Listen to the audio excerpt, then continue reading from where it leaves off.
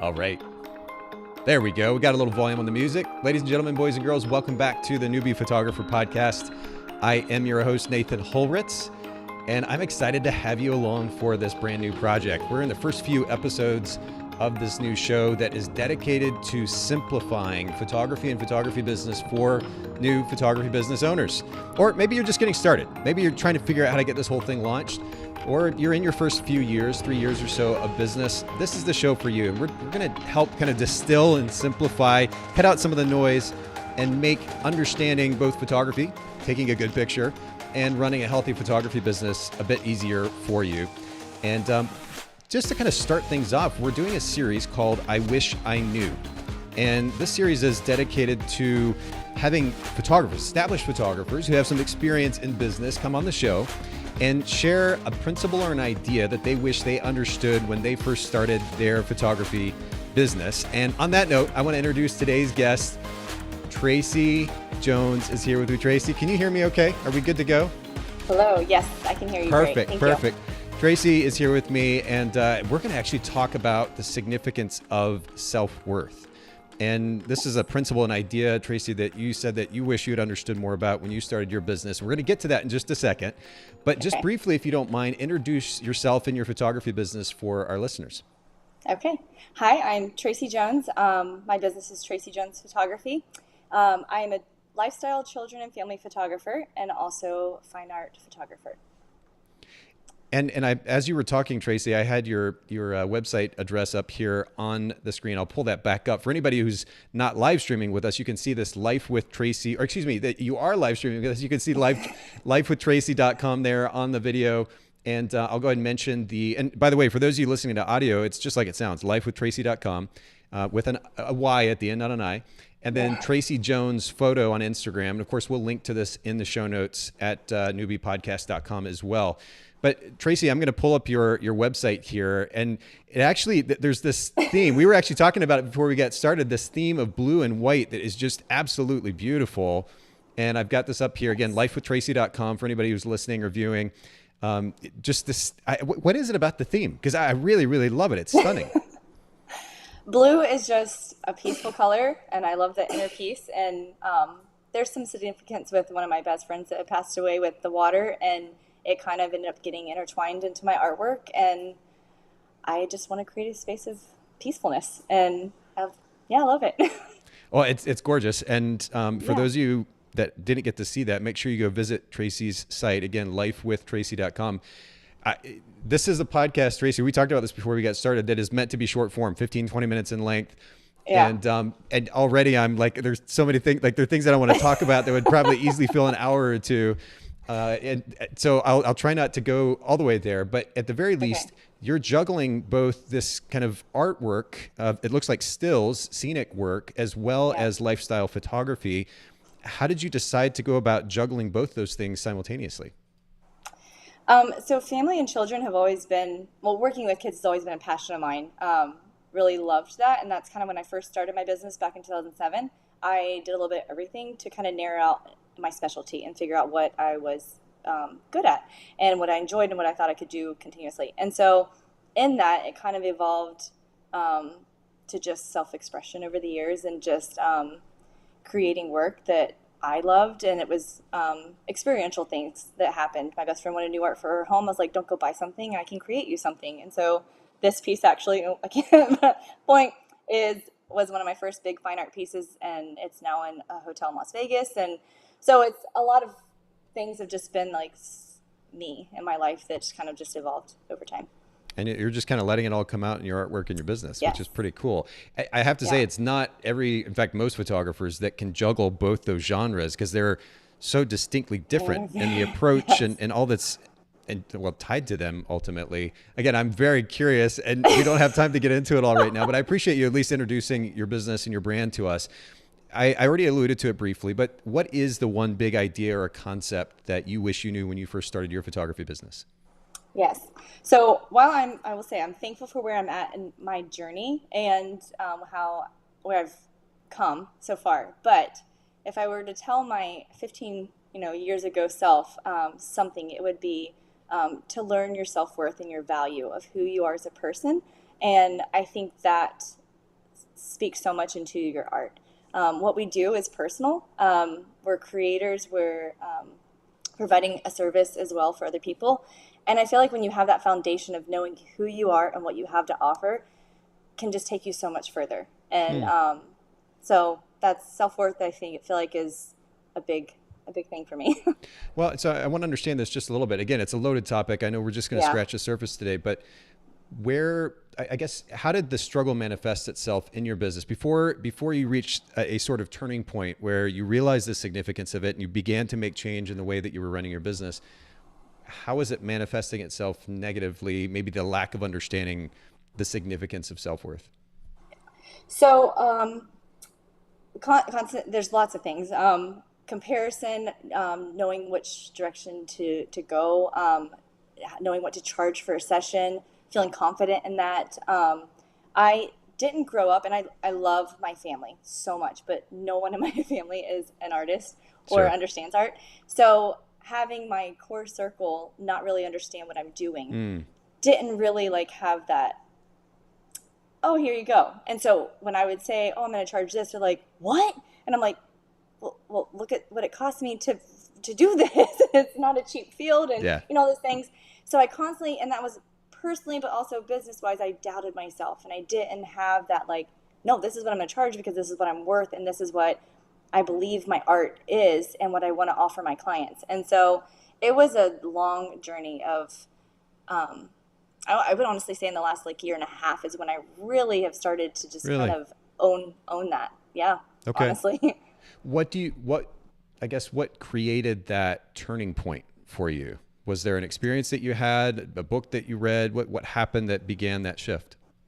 Yeah. So I actually started counseling, and / life coach, and just working through, my own struggles of where I wanted to be. I never felt like I was enough in my business. Like and my type A personality and like perfectionism doesn't help with that, but I've learned in those. And so embracing that, like, yes, I have those tendencies, but giving yourself grace in those areas. And so, working through, that the last year has been super, super awesome.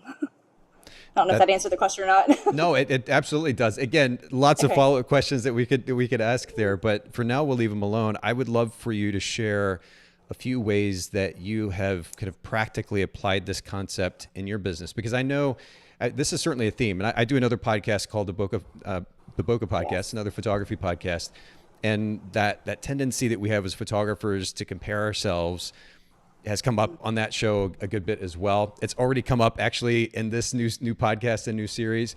And so it's a very common theme. And I know something that photographers can, and just really human beings in general in 2022, it's easy to get in that headspace where we're comparing ourselves and then looking down on ourselves ultimately.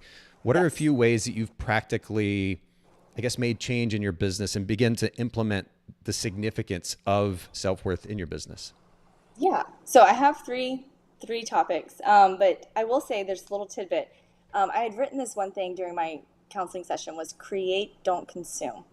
And it was so good because yes, endless resources available these days via Instagram, Pinterest. I mean, obviously just Googling stuff, but those being the main two for me. I always like am researching and getting inspiration, but enough is enough. Like just go out and shoot sometimes, or just go out and write or whatever, paint, do whatever you're doing, because when you start creating, you start developing, and finding yourself and figuring things out. So, anyways, so one of my actually, you say anyways, but like we could literally stop the show right there, and you would have shared an absolute nugget of information. Really, truly, when you said that, and I'm taking notes here as you're talking, but create, don't consume, and then what I was beginning to write underneath that is proactive versus reactive.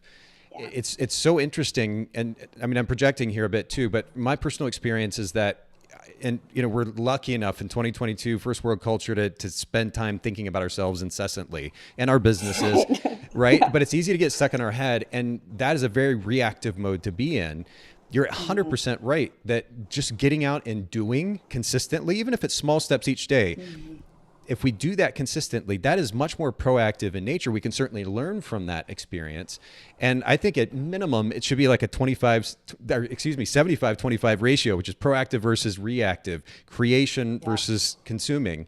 I think that's just a beautiful, beautiful reminder. But anyway, please continue. I know we only have a few minutes. Okay.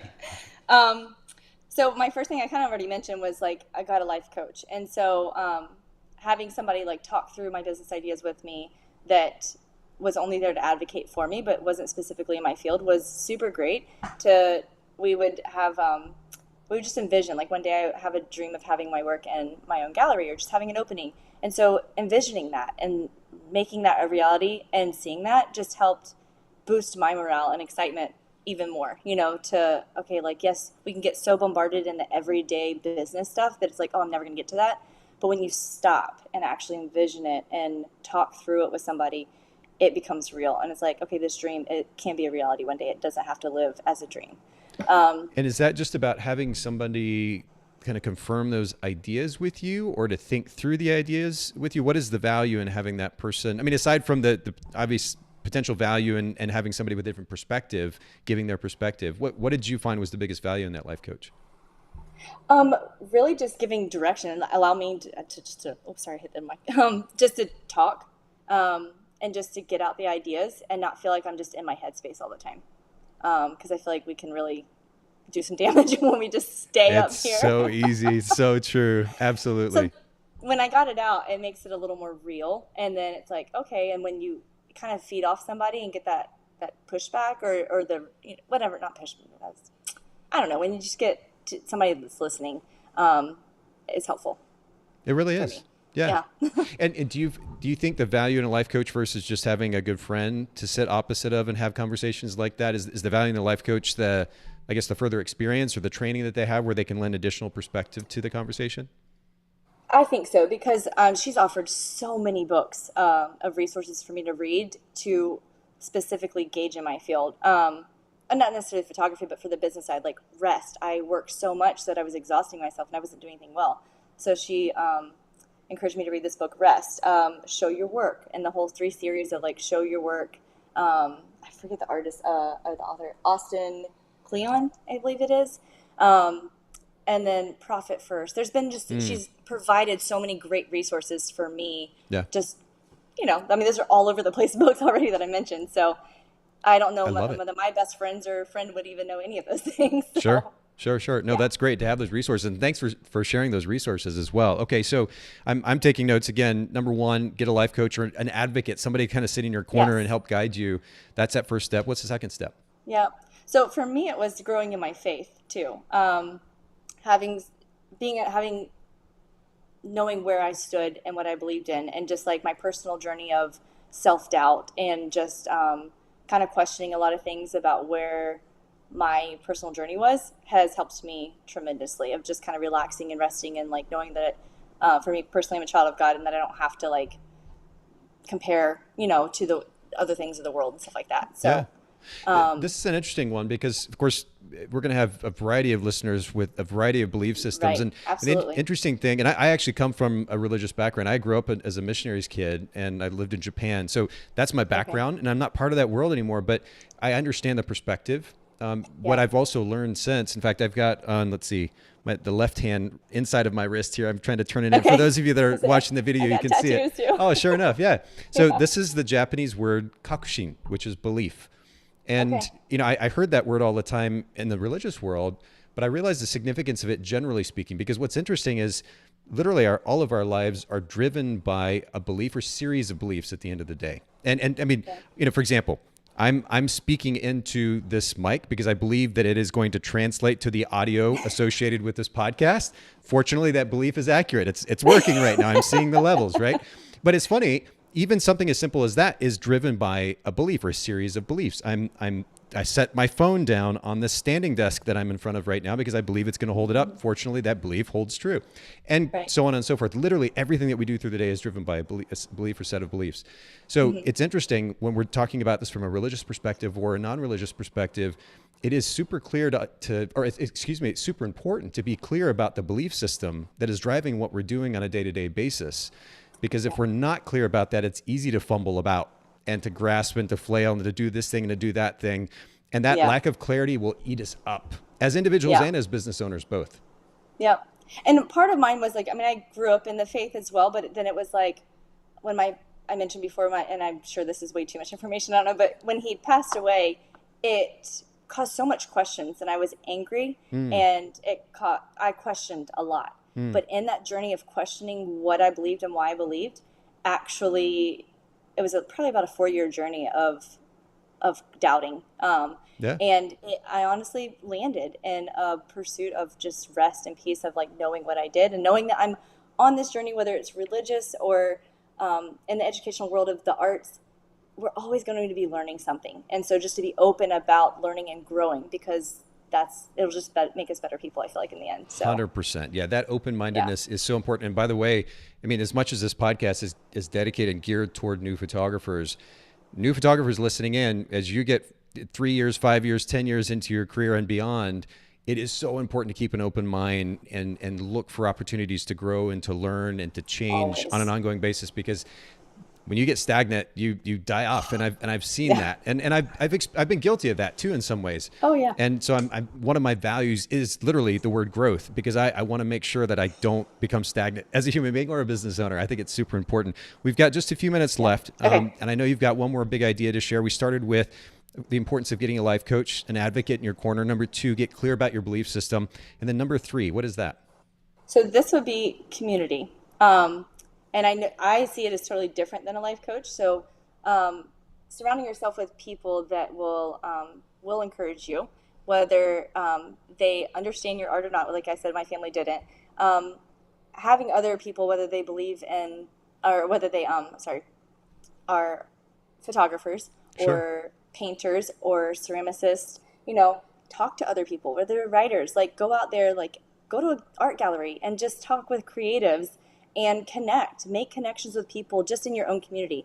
I had such a small mindset about like, oh, I need to go to New York to be able to be something or to make something of myself. Sure. And I did. I moved to New York City by myself and did that.